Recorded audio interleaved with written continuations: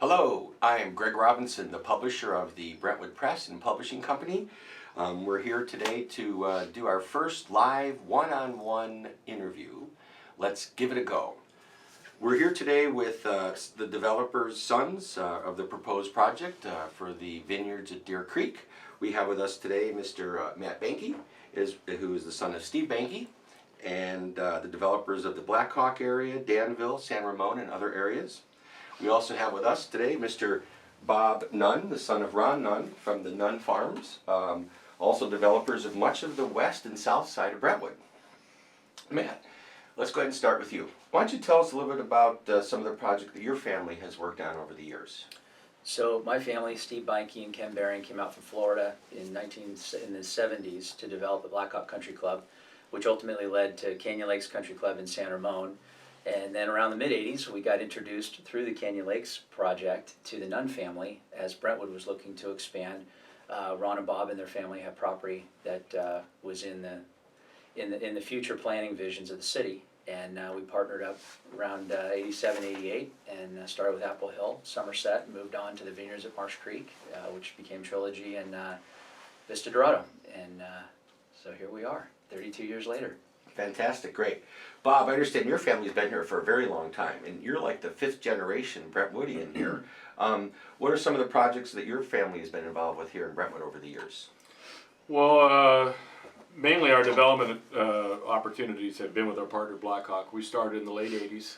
Blackhawk became our partner, and we were involved in pretty much the first wave of development in Brentwood, which started right at the first downturn. It was timed perfectly. But we were involved with a multitude of other builders and came up with Brentwood's first CIFD, which was a facilities district that built many of the major infrastructure projects, sewer and water, that a lot of the people that moved to Brentwood later became a part of. But pretty much our development experience has been solely with our partner. Great, fantastic. Well, today we're here to kind of talk about the upcoming Measure L. So there's been a lot of questions about Measure L, and we hear a lot of talk and conflicting ideas and stories of what's happening. So I thought, let's hear it from the developers themselves. Tell us a little bit about your project and what's going on so our readers know what's happening. So we'll go ahead and let's start with you, Bob, first. Traffic, right? Big issue. Tell us a little bit about the improvements to Belfour and American Avenue and how it's going to work with the flow of traffic. How is that going to benefit the people taking their kids to school? And maybe a little bit of timing on when we might see some of those roads built. Sure. Well, with all our projects we built here in Brentwood, I mean, we're from Brentwood, so how we do things here matter. We're not a developer from out of state that comes in here, builds a project and leaves. This is, again, we've been here since the early 1880s, and so we try to design all of the projects we've built here over the years to be problem-solving projects. And that's why we started with Apple Hill, which was Brentwood's first move-up community that we thought might attract some business owners to the area and help our job generation improve. And that's how we went into active adult, because it's less impactful. And so that's how we're doing the Vineyards at Deer Creek. The same thing in mind. What problems can we help solve that pre-exist this project? And American Avenue clearly is a quagmire. Building that road was the priority that the school district, both school districts, county and city Brentwood came up with in 2008. It's about a $5 million road that has no ability to get built unless someone like us steps up and builds it. Even though our project's not an impact to that pre-existing problem. But again, it's a problem-solving approach. So we're building not only American Avenue to complete the loop, which all four, both school districts, city and county, agreed was a traffic mitigation that needed to be done. It's been 11 years now and they're still waiting. And we're also going to approve Balfour to 4 lanes. Neither of those roadway improvements get built without our project. And we're doing those on the front end of our project. At the first shovel, American Avenue and 4 lanes of Balfour to the intersection of American Avenue gets built. Not down the road, not hundreds of units later, right from the beginning, those problems get solved. And we're increasing the roadway by 10,000 linear feet. If you have the same amount of cars out there, you've got twice as much roadway to place the cars on. It's going, some silly comments aside, it mitigates traffic. That's why both school districts, county, and city all agreed this was the long-term fix, and we're stepping up to do it. Fantastic, fantastic. I also understand that this project will improve some of the north-south flow of traffic. with this project, including the Deer Valley Road. And then I understand there's a new road coming through called Hillcrest. Can you give us a little insight on that? Sure. Hillcrest currently dead ends about 1.5 miles north of Balfour Road in the city of Antioch. And both Antioch and Brentwood general plans have always shown that extending all the way to Balfour. So it will be a brand new road that'll be 1.5 miles in the making, and that will help north-south traffic flow significantly. It'll allow you to connect to the future Sand Creek Road, Lone Tree. So it's really a significant road, and very similar. Most of the people that came to Brentwood Lake don't understand that Fairview Road south of Balfour didn't exist when I was growing up here. That road dead ended at Balfour. The entirety of that road now, that goes all the way to Marsh Creek Road, goes from Fairview Avenue to Vineyards Parkway, was built by our projects. So you can see how these projects build infrastructure, help circulation, are traffic calming, and they only get funded through development. And so our goal is to find a way, how do we do this in a manner that makes things better than they currently exist? And we've always designed our projects that way. Great, fantastic. All right, let's talk a little about fire, the other hot topic with this. A lot of people say, you know, we know we have an underfunded fire department and understaffed, and it's a separate topic that we'll get to another day. But some are asking, why would we build more houses when we already have an underfunded fire service? Does this project gonna help the fire overall project or services? Can you elaborate on that a little bit, Matt? It will. And between the East Contra Costa County Fire District and GBN, we have come together with an agreement, obviously subject to the passing of Measure L, that not only builds a fire station, also equips it, which is what the $11 million goes to. It's the equipping and the building of a fire station. And then on top of that, the staffing is also satisfied. And the staffing is where the real problem in the district lies. It's because of this area, not just Brentwood, not just East Contra Costa Fire District, but East County overall was designated as a rural area a long, long time ago, back when you had the volunteer fire departments. And so the funding sources and the property tax distributions have always been subpar. And in most cases, you're looking at about 50 cents on the dollar covering the staffing side when that's from your property tax distribution. Okay, so this site, oddly enough, was checked, double checked, and triple checked by the fire district, city, and us. We actually have a property tax designation that is where it needs to be. It's roughly about 14% of your property tax distribution goes towards fire, whereas most of the district on average is about 6 or 7%. So just from that standpoint, we maintain the status quo of staffing the fire station. However, we know there is still that staffing gap, that funding gap. So what we have agreed to do through that MOU is to also impose a $650 community facilities district strictly for fire on this community. So this community will continue to pay above and beyond for staffing in perpetuity. Is that a new procedure that is now going to be implemented in the city of Brentwood? I'm not sure about how it's going to be implemented in the city. It's an agreement that we have made with the district. We're the only ones to have sat at the table to come up with some arrangement to try, again, to Bob's point, solve a problem. While we're not solving the world's problems, we are solving our problem and not contributing to making anything worse. We are getting to a position where we're making things better. Great. So there was some talk too about the fire station, and you talk about this. I've heard this, the 601st house.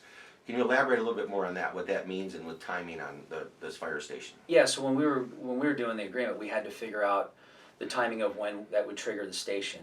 And as everyone can imagine, it's a piece of dirt out there right now. There is no infrastructure, and I'm not just talking about roads, but there's no underground utilities either.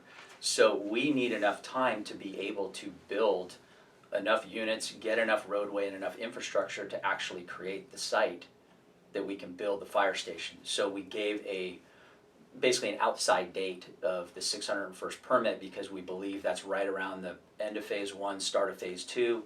We'll have enough roadway and infrastructure in place, enough bodies out there for them to serve, of course, in that side of town. And so that's really where the timing came from. Fantastic. Schools. Our next topic, schools. This project that's going to be right across the street from Heritage High School and Adams Middle School. Tell us how this project is going to impact these schools with the types of houses that you're going to build, with the age restriction, and maybe a little bit about how the traffic flow is going to improve. Bob? Well, when we started this project, again, as we've stated before, we try to be problem-solving developers from this area. It's really the only place we do it. And we're well aware of the traffic nightmare that's created by the dead-end road at American Avenue that was never completed. And so we took the 2008 task force analysis that was done by both school districts, high school, grammar school, county, and city. This is our problem. How do we fix it? They came up with a short-term, mid-term, long-term solution. The long-term solution is completing American Avenue. And that analysis for the tax group included traffic engineers, people who do this for a living, right? And so this was their solution. And 11 years later, there's no money to build it. So we basically decided that we'll fix this problem for the benefit of the area, benefit of the school, and fund it up front. It's not an impact of our project since we're mostly a senior community without any school-age kids. But again, it's a problem-solving aspect, which is what we promote in all the projects we build in town. And it will have an impact on lessening traffic. You have the same amount of cars, as Superintendent Volta said, over now a greater area of roadway. You don't have to be a traffic engineer to figure out what that does to traffic. If you're on a 2-lane road that goes to 1 lane, that's where you get your traffic congestion. If you extend the 2 lanes, guess what happens? Your traffic congestion goes away. Same amount of cars. Again, you don't have to be a traffic engineer to figure out that this solution, which is their solution, we're just implementing it. We're just paying for it. We're doing what their task force agreed to was the fix to this problem. So. Okay, great. So we've heard a lot of talk about this number, 2,400 homes. Where does that number come from? Is that based on the square footage? And is there any opportunity to change that conventional from the restricted age to non-restricted age? Good question, Greg. So I'll answer the number first and then talk about the actual use second. The 2,400 unit number is based on the current city zoning that was approved under the 2014 general plan update under specific planning area number 2, SPA 2. And in the SPA 2 zoning, it allows for up to 3 units to the acre. That's the 800 times 3 units is the magic 2,400 unit number. It's as simple as that. And so when we started this, we needed to have at least a ceiling to start at and work our way either to or down from. And so it's the city's number based on the zoning designation for this property. And zoning is designated on a gross acre. So it's basically based on a flat piece of property from property lines to property lines. And then you work your way from there based on whatever plans. Some plans can't hit the maximum allowable unit zoned for that property. Sometimes you can. Sometimes you got to go higher up to get it, which we aren't proposing here. But the bottom line is the 2,400 number is the city zoning maximum allowable number based on 3 units to the acre. The senior aspect of this is our choice. As Bob mentioned, it's what we've done in town for over 30 years. And we will continue it here. The ask or the allowance for the non-age restricted component came from the city's ask in the Vineyards at Marsh Creek, which ultimately became Vista Dorado. We're anticipating the similar request by the city, assuming we're successful on November 5th, to allow for some non-age restricted housing in here, and we have capped that percentage at 20% of the overall number, and it has to be single-family detached. There's no multifamily components whatsoever. That is all senior, if it even happens. So, and to add on the senior component, there is no ability to change that. If you vote for Measure L, you have locked in an active adult community up to 80% of that 2,400 unit number. Great, good. All right, aesthetics. Belfour Road, we got a big hill on the west side of Belfour, but the north side of the road, the project there. At that corner of Belfour and Deer Valley, Mr. McCauley just did all those improvements and put in some vineyards. Can you tell us a little bit about what that project might look like at the corner of Belfour and Deer Valley? Well, as we discussed earlier, a lot of our projects have been on the edges of Brentwood. So we've had the opportunity to really create an entry into Brentwood we've got 600 acres of vines that are on Vasco Road that kind of remind the resident as they move out of Vasco Valley with the dry hills. You're heading into an ag community, which is what Brentwood's heritage is, and we hope to preserve that forever. And so we've got that entry into town. We also have the entry on the southwest end of town, which is the Trilogy Project. Again, high-end community that reminds the person that they're entering a very unique place, which we like to believe Brentwood is. We'll be on the west end of town. Again, another signature opportunity to provide a statement that you're entering into a very unique place. And so we hope to design something that will remind you of your ag heritage here in Brentwood. That's why we have kind of a farm center there with a farm-to-table restaurant, amphitheater, other opportunities to create a significant entry point into town in Brentwood that's going to be a continuation of the 4 lanes divided road on Balfour and heading out to the edge of town, which is Antioch, which is Deer Valley Road. And you mentioned Vasco too, the grapes and the vineyards. Did you guys have something to do with that? Those are our plantings. Yeah, we've got over 600 acres and still in harvest now, and we think it's again an opportunity for a piece of property that was never intensively farmed, had no water. We annexed it to the irrigation district and created a high-end ag product that again reminds you of Brentwood's and the area's heritage. I mean, there have been grapes growing out here for over 100 years, and so we think it's a signature entry point to Brentwood.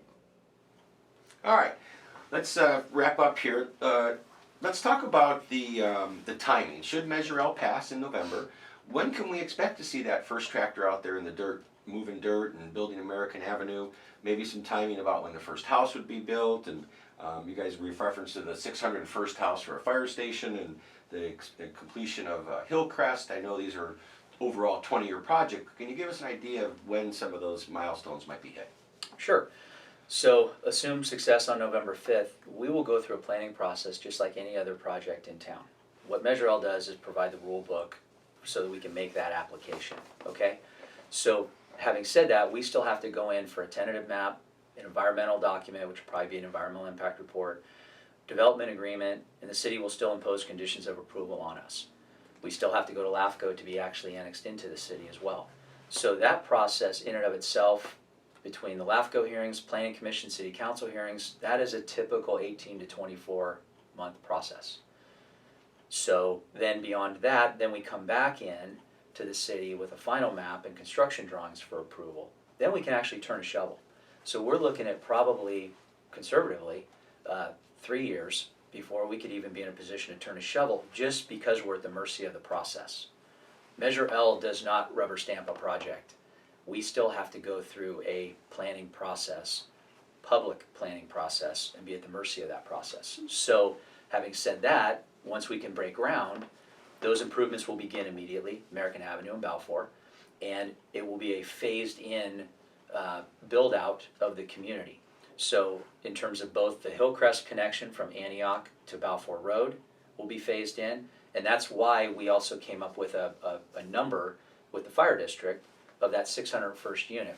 We believe that'll be roughly on the end of the first, beginning of the second phase, so that there will be enough infrastructure and underground utilities to serve a fire station and also have people out there for the fire district to serve within the community that on that side of town is intended to serve. So So if I heard you correctly, then about 3 years before we'd see any road construction, and then maybe another year after that, so about 4 years before we'd actually see the first house being built. correct. And then 2 or 3 years depending on the economy and to get to those houses. That's Right. correct. Okay, so it's, Yeah, the timing really is dictated by the process. Could it happen sooner? You bet.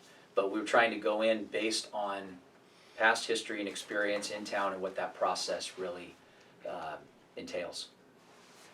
great.